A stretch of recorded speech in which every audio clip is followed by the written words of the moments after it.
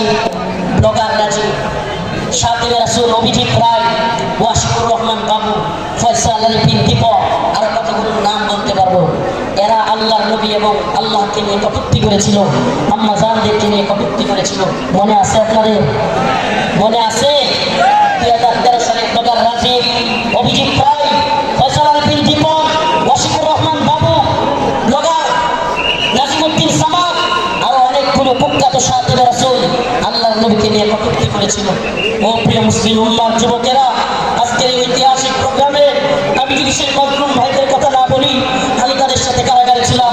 ওয়াল্লাহি এক একটা ভাইয়ের মিথ্যা মামলায় ফয়সাল আলী বিন দীপককে, অভিজিৎ রায়কে কে বা কারা হত্যা করেছে। ভার্সিটির প্রিয় যুবকদেরকে, আমার প্রিয় যুবক ভাইদেরকে এরা কারাগারে বন্দী করে রেখেছে।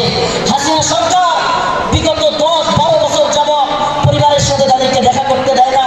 আমি প্রায় কোর্টে গেলে তাদের সাথে দেখা হইতো। আমাদের সেই ভাই আরাফাত, সেই ভাই সাইমন, সেই ভাই আব্দুস সবুর, বিভিন্ন ভাইদেরকে আমরা দেখে আসছি, যারা কিনা এক একজন 2টা-3টা করে ফাঁসির রায় নিয়ে কারাগারে পড়ে আছে। কি এদের অপরাধ? আমাদের ভাই ফারাবি, কি এদের অপরাধ?